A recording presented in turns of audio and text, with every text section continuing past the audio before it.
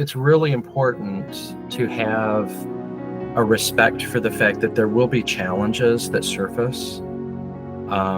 Obviously, as you're building a business, just like in relationships. But by having the faith and resilience to see yourself through, we just went through, as did most businesses, just 4 years ago, a little bit over 4 years ago, the entire world went through unexpected trauma, right? Yeah. But by having that abiding faith that things will work out, you just have to have patience and have faith in the divine. You will come out on the other side of that. There will only be good before you and ahead of you.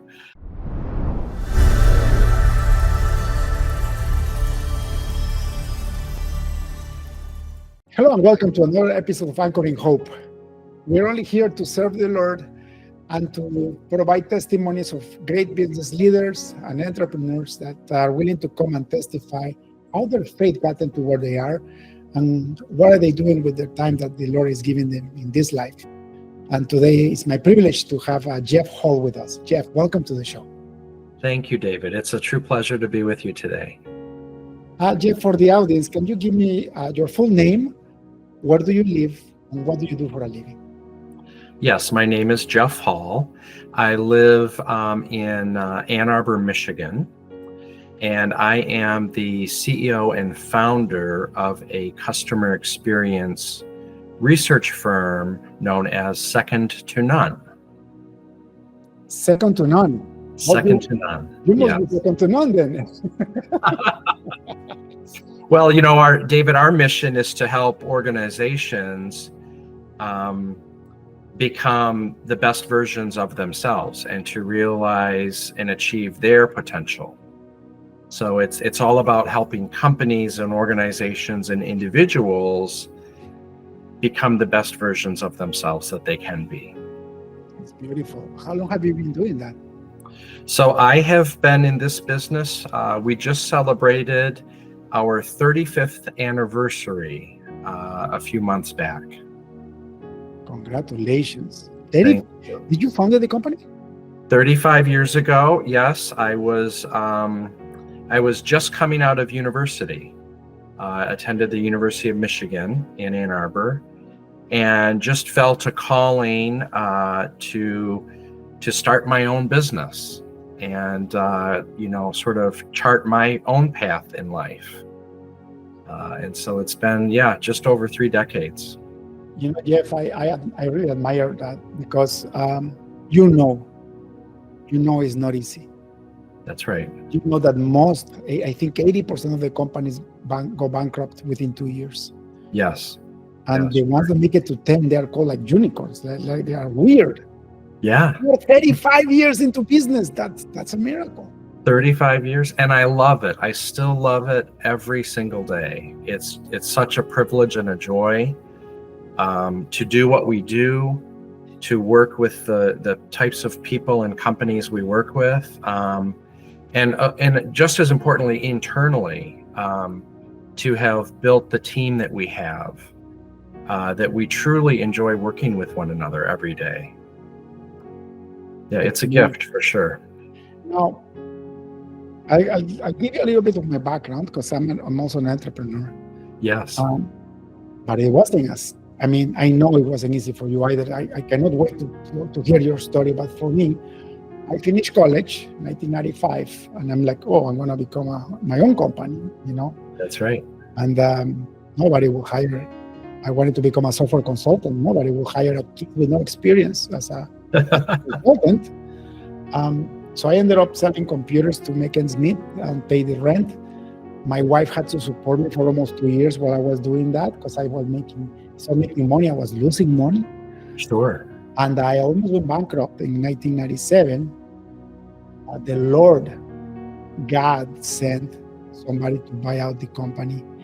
And it was a miracle because he paid me exactly the money that I needed to go debt-free. Wow. And then I stayed in corporate for 10 years, really learning how to become a real consultant. So how was it for you?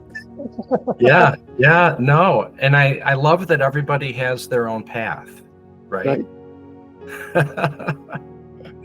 I had to wait 10 years until I open up again, and then another lifetime of struggles. But I'm still in business. The Lord is great. But it wasn't until I really surrendered my life to Jesus Christ that the company started doing really well. Right. You know? Yeah. Yeah, that's beautiful. I think it's a great testament to the faith that you have, and to your resilience as an individual, right? For sure. That drive, I never, the enemy wanted to knock out that drive out of me many times, but unsuccessful for sure. How about you? Tell me, like, it's not like, for me, people call me crazy. When I actually told everybody that I was going to do my own thing after college, they were like, "You're crazy?" Yeah. And I was crazy. Yeah. How about you? Well, I think my parents probably had a similar reaction after they had, put me through university. And I sort of at the 11th hour decided that I wanted to strike out on my own and build a company. I think I think those close to me, family and friends were surprised in some ways, but not surprised in other ways. But I was just so incredibly fortunate that everybody that I was close to, was just very, very supportive of the idea. And maybe privately they thought I was, crazy for trying to do this. But I had such an abiding faith back then that what I wanted to do would work out.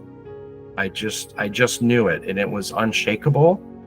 And I'm sure that it is, in large part was because of my faith, and my faith in the divine, that, that just it would work out. And it has worked out beautifully. But of course, over the course of 3 decades or more, there are challenges that surface and arise that you have to work through. But yeah, I truly started off in a very independent, sort of a bootstrapped business model. I knew early on that I didn't really want to be beholden to anyone, which meant that I wasn't going to, take on investors or borrow money or become indebted, really, in any manner. And what that meant was it took a bit longer to really get momentum, positive forward momentum going, and get growth traction going. It took a few years, quite honestly, because I wanted to be self-funded from day one, which meant, even though I had graduated college, I still needed to have a part-time job, to pay the bills. And so for me, what it meant was I waited tables at night, and in a restaurant that could afford me pretty generous tips from customers that I would wait on. And that allowed me to, the combination of having a decent, well-paying job in the evenings and living very, very simply. I lived a bit like a Jesuit monk, I think, for the first 5 years or so. But I was able to just be self-funded in getting the business running. And we've maintained that philosophy over all of the years, and over all of our growth. We've been very financially conservative in taking risks like that. And how beautiful it is, Jeff, that you started waiting tables and self-funding your enterprise, and now you're a multi-million-dollar company with many people working and all this success. But people don't get that, and that's why I love doing this podcast. Yeah, because this podcast has two purposes. The number one purpose is to glorify the Lord with our lives, but the second purpose is to to show people that there is a way, to show people that you don't have to make the mistakes that I make or that you make, right? And for example, like just to begin with, your wisdom was way better than mine, because we're talking about two college grads, very similar, right? In our 20s, you were in your 20s too, right? Yes, I was 24. Exactly. Me too. I was like 25 or something. And what happened? The first thing that I did is the Canadian government came and said, every college grad in technology, because I'm a technologist, I'm in software. Yeah. We're going to pay for an MBA type program made by the government, so that anyone that wants to open their own business, they come to this program, they learn accounting, marketing, sales, blah, blah, blah.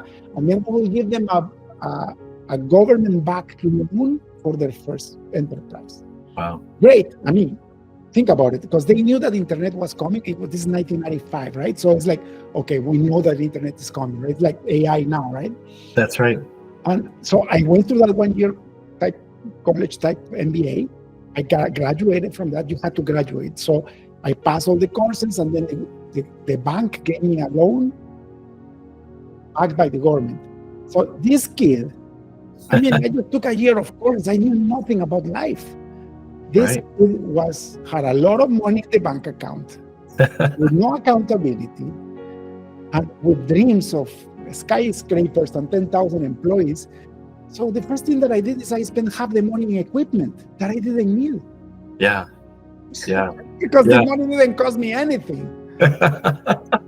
Little did I know that I was going to need that money to run the actual business later. You didn't have to go through that. Right. You know? I ended up with like back in the 90s, I ended up with like $30,000 debt with credit cards and that loan. Yeah. Like today's money was probably $300,000. Right? Oh, probably. Yeah, I think the notion of entrepreneurship is, incredibly popular these days with students who are, in college and at university. But I think the path that most people take these days is also drastically different. There's this concept of, well, if I have an idea for a startup, I can go out and I can get, angel funding or venture capital funding, or, there's so many sources these days where individuals can find support. But oftentimes I think what people don't think about is there comes a trade-off with that, right? As soon as you take on external investors, they start to have, in some cases, an outsized influence over the direction of the business. And they have their own priorities and motivations that need to be served, which makes it, I think, difficult to serve your customers, those who are going to be, paying you. And I think it can be, an area of conflict, I think, for entrepreneurs, because they're trying to serve their internal investors, but at the same time, follow their dream and serve the needs of their customers, of their clients. And then at the same time, be building an internal culture that is one of resilience and strength, and serving your employees just as well. So I felt very fortunate, and still feel incredibly blessed and fortunate to be able to have built the business in the manner that I did. And I think too, I was also fortunate to have crossed paths with different guides and teachers over the years. That the universe, that the divine brought to me at different points in our growth and evolution when I really needed that. I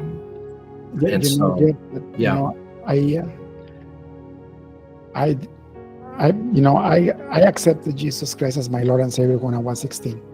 Yeah. In my 20s, I was a very, very devout Christian. And then I opened my own business, and it just consumed me in 2005 when I opened my real business. Yeah, of course. With time, and because I went through that trauma the first time, I was like you. The second time I said, I'm going to take no money from anybody. I'm going to bootstrap this myself. exactly what you say.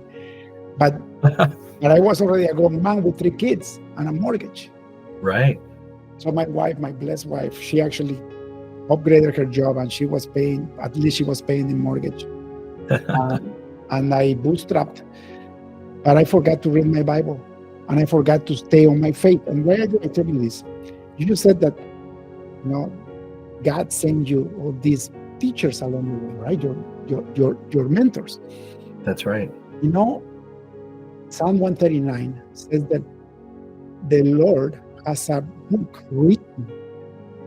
Every single day of our life is written there, and everything that you're supposed to do is written there. The people that you're going to encounter is written there. Now, it's not that it's going to happen. This is what the Lord wants for you. It's up to you if you want to have that book fulfilled. Yeah. And how do you do that? By trying to follow what's your purpose in life according to His will, not your own will. And that's why we're talking right now, Jeff. Yeah. It seems that you did a lot of things right. Well, I think you have to. I think you have to definitely have a strong foundation of faith, and I feel that you have to be willing to really surrender into that. And once you do so, the right teachers and the right guides you will cross paths with them at the right times, right? And I remember so vividly, it was very, very early on, in the first couple of years when I was trying to get my business started and figure all of that out and really figure out, I knew what kind of business I wanted to have, but really figuring out what the foundation of values and philosophies of our business model would be. And very early on, a friend introduced me to the concept of servant leadership. And the father of servant leadership is a gentleman by the name of Robert Greenleaf. And I just remember, finding one of his earliest writings, one of his books, and after having devoured it pretty quickly, just knowing that would need to be the foundation for the business, and that would serve me well and allow me to build something that would be sustainable and enduring.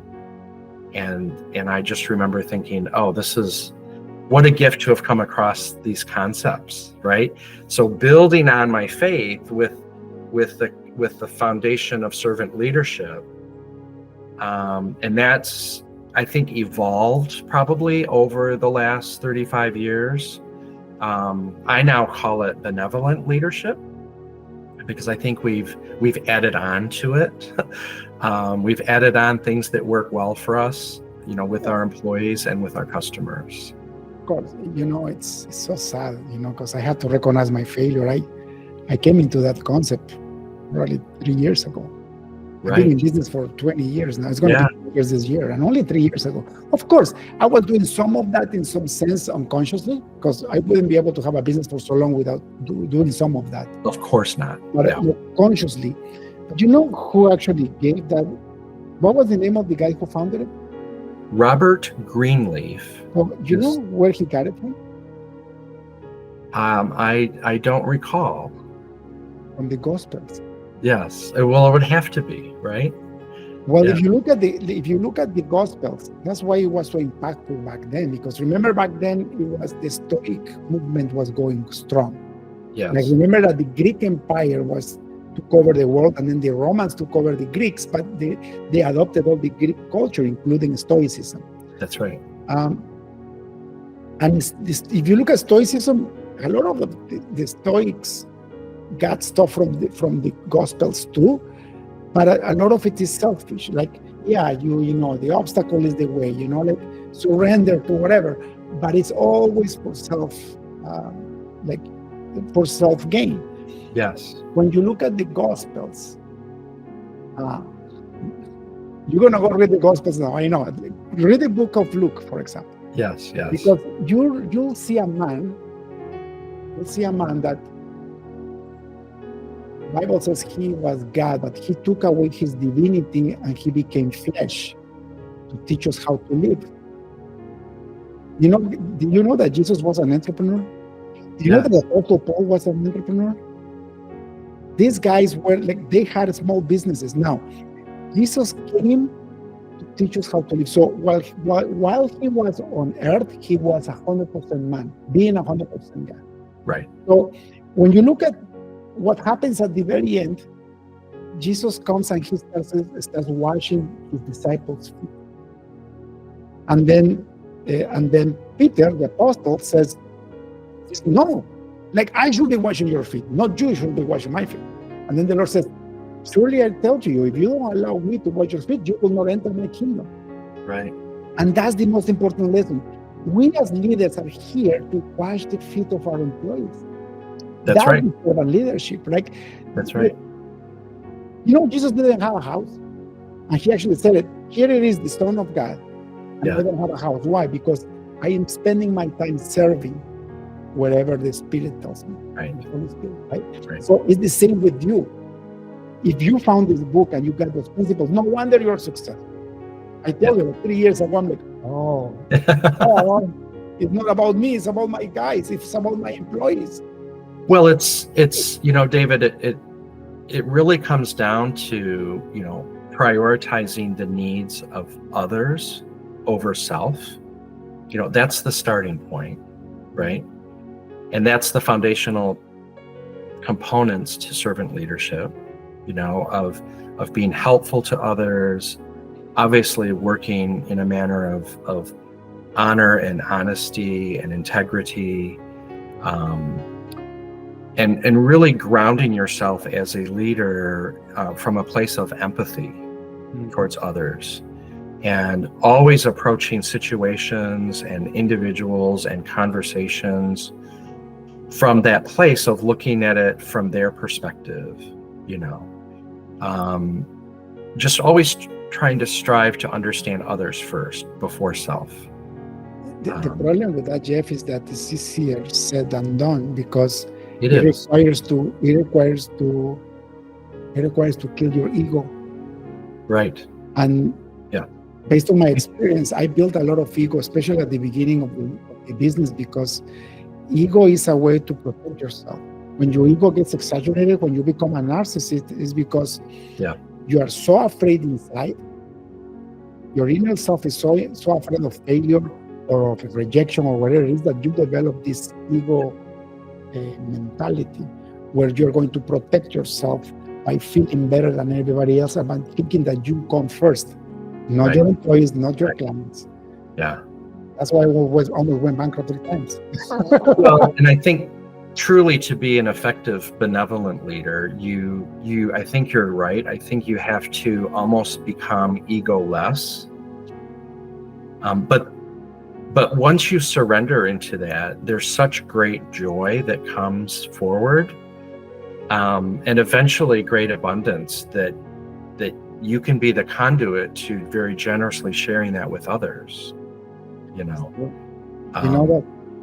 And the thing that's really important about this style of leadership, which I recognize many organizations don't follow or have not embraced, and I think it's challenging unless you are a founder of an organization or somebody at a level of great influence. I think it is probably difficult to introduce these concepts. But what we have seen firsthand is, by building a company along these types of values, and by taking care of your employees in these manners, the beautiful aspect, David, is that they in turn take care of your customers in the same manner, which is incredible. And that's, we have an average employee tenure of, it's over 17 years. Wow. That's another miracle. And it's very common for us to have customer engagements that have a duration of 7 to 10 years in duration. And I attribute it attribute so much of it just to, to the philosophy that we have embraced and how we want to treat one another and how we then treat our customers. Because it's our customers see it as a much different type of relationship, business relationship. And our employees just derive such great, satisfaction out of being part of something where these values are important. And it's incredible because it's almost like when I started business, I had the idea, because of the competition, I had the idea that when you win, somebody has to lose. Right. Urban leadership says that's not true. Everybody can win. Right. In fact, everybody needs to win for you to be successful. Yeah. Everybody, your employees, your customers, and you yourself will win. It's always finding those win-win scenarios, and it starts, as a leader, it starts by my saying to each of our employees, how can I best serve you? What do you need from me? What do you need from our company to be successful in your role? I'm here to be of service to you. So we've taken that traditional hierarchy or sort of top-down, pyramid-shaped leadership structure, and we've flipped it upside down. So that at the very top are our customers, obviously, and I'm very much at the bottom, but right above me are all of our employees. So I am of service to our employees are of service to our customers can therefore realize their potential of what they want to be as an organization, and the one-on-one interactions that happen between their end user customers and their employees. So it's a cascading effect, really. And really we're talking about culture, if you think about it. Yeah. Regardless of what people think about culture, it's there. And you cannot hide from it. And it's not your employees who sets the culture; it's the leadership who sets the culture. That's right. It has to another top, right? Another author who's had incredible influence on me, and I'm absolutely certain that you've probably heard of him, David, is Lance Secretan. And one of his seminal books that he wrote around organizational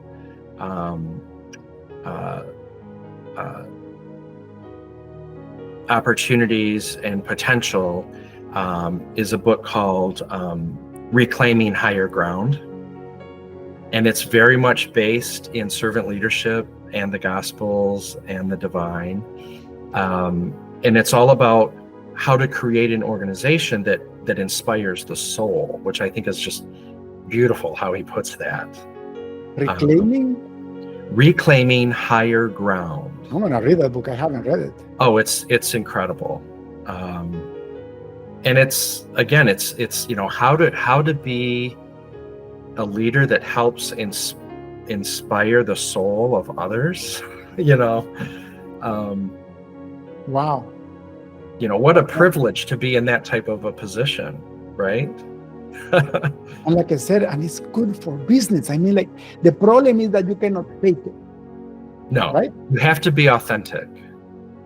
You cannot fake it. If you do it, faking it, people will find out, especially your employees. Oh, absolutely. Absolutely. If you're not coming from a place of authenticity and being a very genuine individual, this won't work. It won't work. And also at the bottom, the bottom line is that when you apply it and you actually, get the God-given ability to lower your ego. I don't think you can get rid of your ego 100% because it defines who you are, but to put it in the right place, you live a better life. Abundance comes into your place because that's another thing that I know. If you're a man of faith, the Lord will never give you more money until you're ready to do with that money what He wants. To receive it, right? And to share that in that. Yeah. So then you become a fountain of life for others. everything, like, it's incredible, but everything aligns and it's so simple, but it's not easy to implement, right? No, it's not. It's I think as an individual, you have to mature to that place where you have a solid level of self-awareness, or almost self-actualization, or there's lots of things that you can call it. But by having that level of self-awareness, that does allow you to manage the ego to the degree that it needs to be managed, and having comfort in being able to really set it aside. Yeah. Right. And that's the hardest thing that I had to do. Like, honestly, my ego grew so much, again, because of the traumas of the beginning. I got addicted to working. So you know how you bootstrap, you were working nights and then you were doing your business during the day. So you were working hard. Yeah. I did the same thing. Yeah. I did it all with the business, but I was doing like from 9 until 11 p.m., 12 p.m. every day, from 9 a.m. until 12 p.m. 12, right, like until midnight. But it was a passion project for you, right? And as it was for me. But it's a calling. It becomes a calling. Oh yeah, but my problem was that I did it for so long that I became addicted to it. Yeah. Did that happen to you? I would say that early on, yes. I probably didn't set good boundaries around work, my life of work versus my personal life, my family life, everything outside of work. I think it's fair to say that I very much was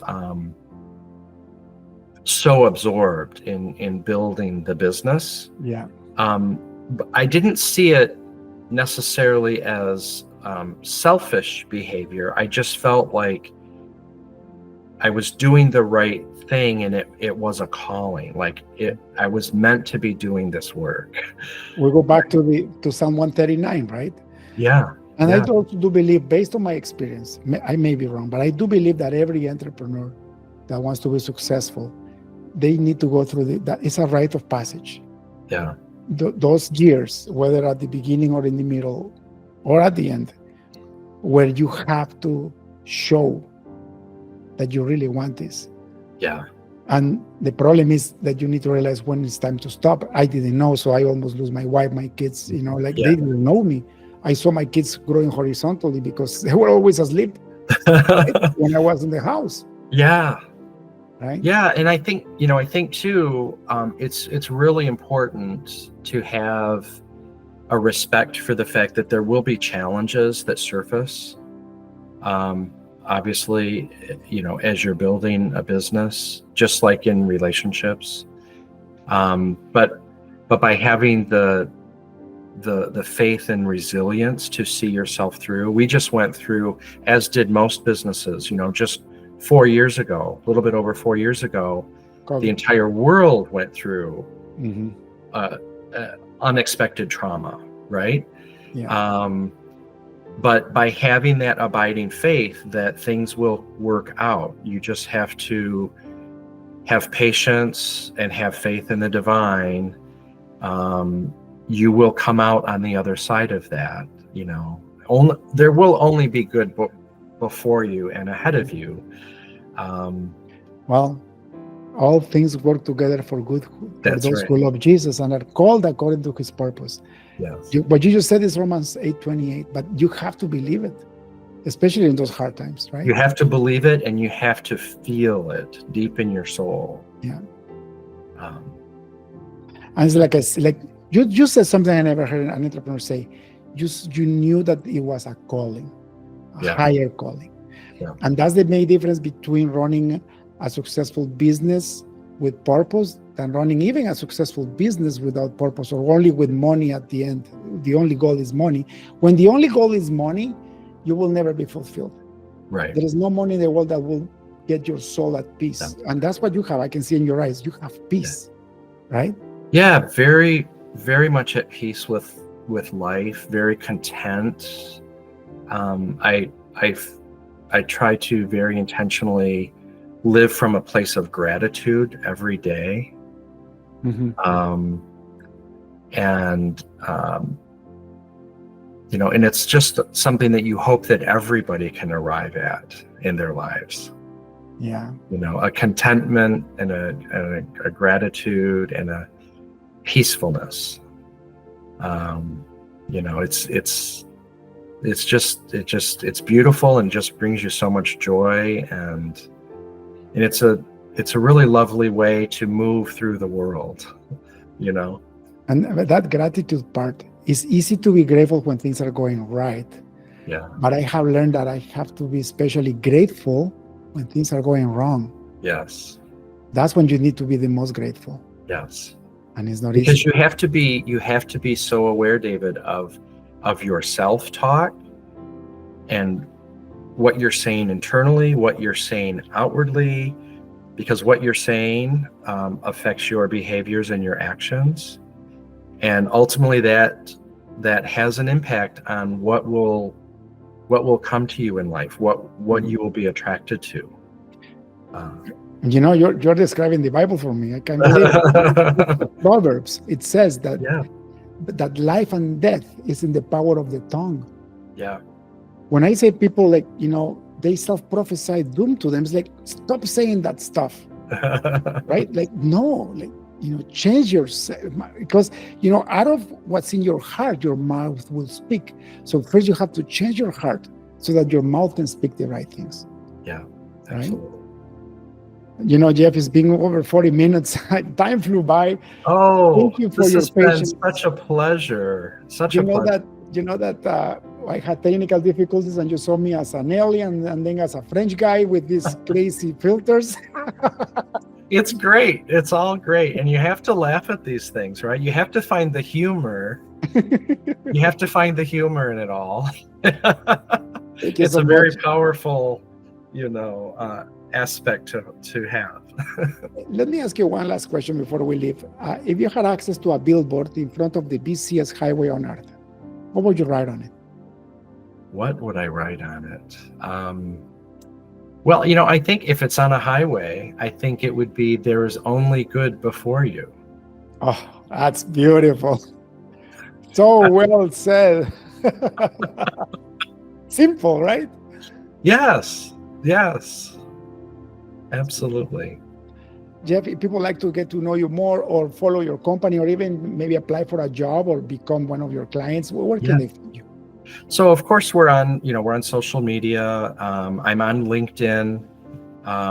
Again, the name is Jeff Hall. The company is Second to None, and it's easy to get in touch with me through that if you'd like. My email is jeff@stn.com. Wonderful. Pretty simple.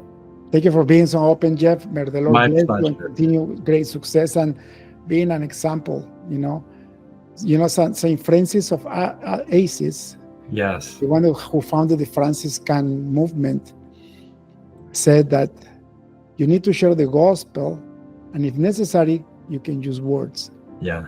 Right? And David, ironically, the prayer of Saint Francis is probably the most important prayer in my life.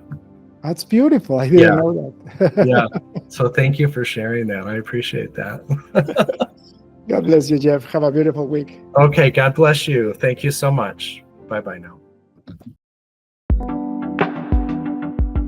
Thank you for watching another episode of Anchoring Hope, where we're shining the light in these last days and hoping for the best, because the best is in the Bible.